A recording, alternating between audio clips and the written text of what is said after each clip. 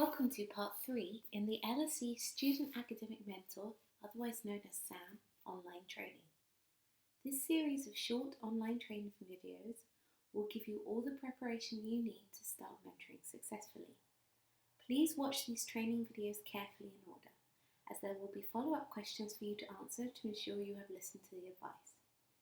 In part 1, you were introduced to the fundamental principles of mentoring itself and mentoring at LSE.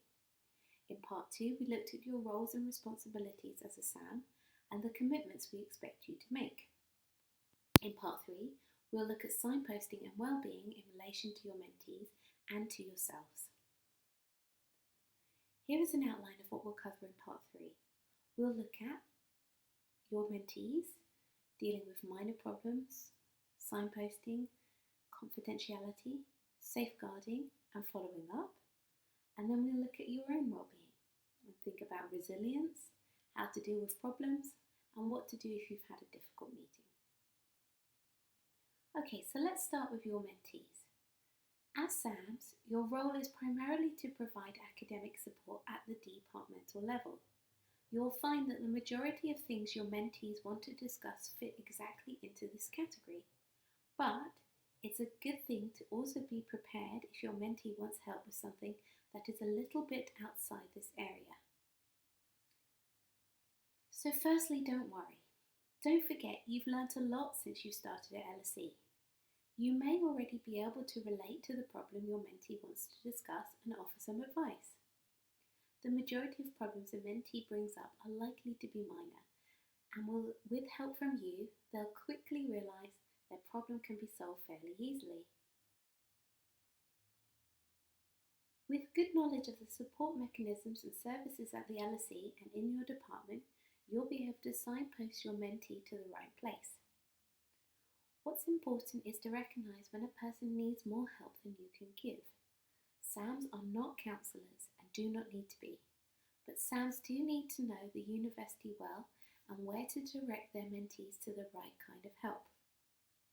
Your role is to focus on the academic side of support and to make sure if it's a problem that goes beyond your role, your mentees are signposted to the right part of the university.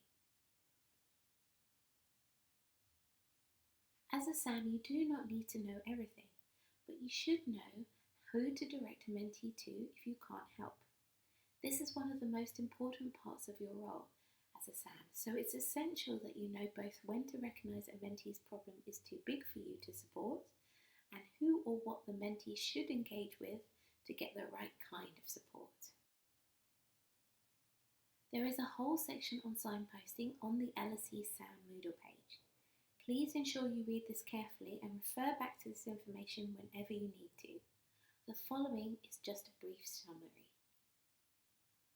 Let's start with departmental support. This includes your undergraduate program administrator, the department manager, academic mentor, either yours or the mentees.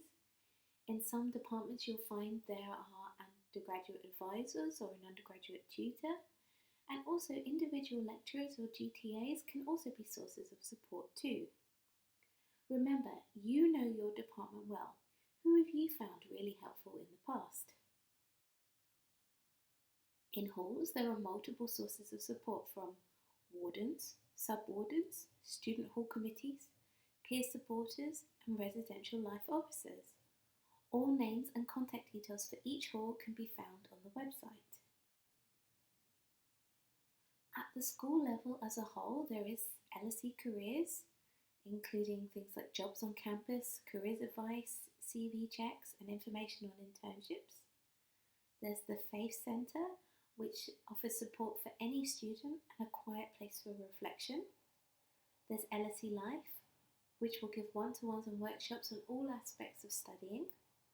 There's the Student Wellbeing Service, which we'll go into in a little more detail. There's the Student Services Centre, which we'll also go into in a little more detail in the next couple of slides. And there's the Students' Union, where you can get independent advice and it's open to all students. Support you can access in the Student Services Centre includes visa advice, the Financial Support Office, fees, income and credit control, collection of student loans, certificates of registration for council tax and things like that, and the off-campus student support scheme. And support you can access from the Student Wellbeing Service includes the peer supporters, who are fellow students trained to help students talk through difficulties and anxieties, the student counselling service, which is open to every student. There's also drop-in counselling Monday to Friday from 2:45 p.m. and the Disability Wellbeing Service, which offers support with long-term health conditions and learning difficulties. But if you're in doubt and you're not sure where to direct your mentee, there are several options. Double check the SAM Moodle page. As I said, there's more detailed advice there. Ask at LSE Life reception or the Student Services Centre reception. You can email me or you can email LSE Life. Okay, so that's all well and good, but what do you do if your student needs more help? There are certain important exceptions when you can break a mentee's confidentiality, and it is important that these are recognised by both you and your mentees. If you and your mentee both agree that you can speak to someone else about an issue or problem, whether that is an academic field department or student services, if you believe that there is a risk or harm to the mentee or any other person based on something that the mentee has said, or that a crime has been or is going to be committed. In these cases, you are obliged to report the issue to a member of LSE staff. For example, staff in your department, the counselling service, Student Services Centre or LSE Life. In an emergency, the LSE Life emergency number is 0207 955 6555 and the public emergency number is 999. Further information about emergencies and what to do if you're worried about someone is available on the Student Wellbeing Services webpage.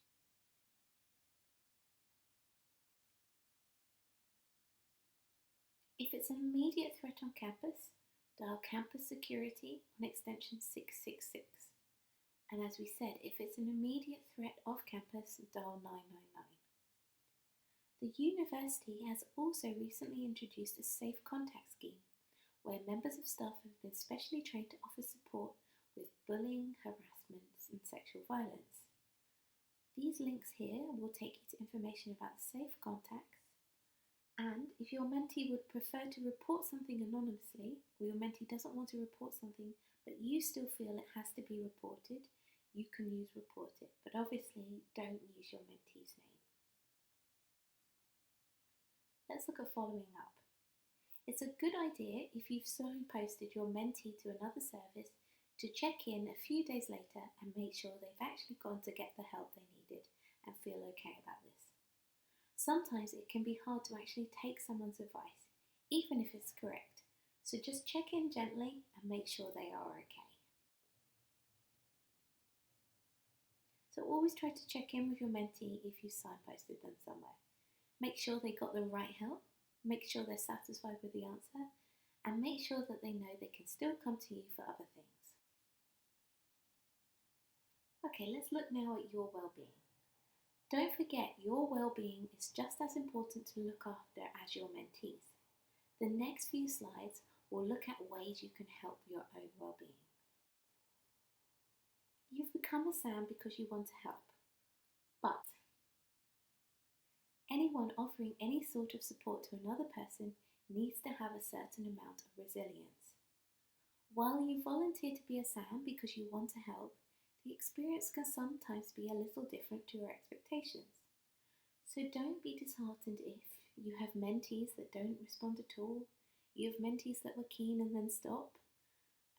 You find Lent term will be a lot quieter than the Michaelmas term. By Lent term, a lot of students are far more settled, so don't worry about this. You may get your mentees all at once or gradually across the term, and you may get less mentees than you hoped for. Remember, the irony of being a good source of support is that the ultimate goal is to not be needed. Don't take it personally if your mentee doesn't need you anymore. We've already covered this in part 2, but it's worth stressing again. You're a volunteer. This isn't a job, So if you are having problems with the role, just let us know. It's okay if you need to stop or just take a break. Being a mentor and spending time helping and advising someone else might sometimes be a little draining. You need to look after yourself well so that you can continue to have the physical and mental energy to support others. Here are 3 top tips to help you find the right balance. So have a fun activity post-meeting planned. A bit of sport to play, a movie to watch, a catch up with some friends, a nice cup of coffee, whatever you need. 2, maybe write things down. Put tough experiences on a piece of paper and then throw them away later. And 3, talk it through with others. Speak to LSE Life, to family, to friends, or if you really need to, counselling. If it gets too difficult, let us know. Generally speaking, it shouldn't because, as we've talked about, as a SAN, you should know when and how to signpost your student onto other services. Okay, that's the end of part 3.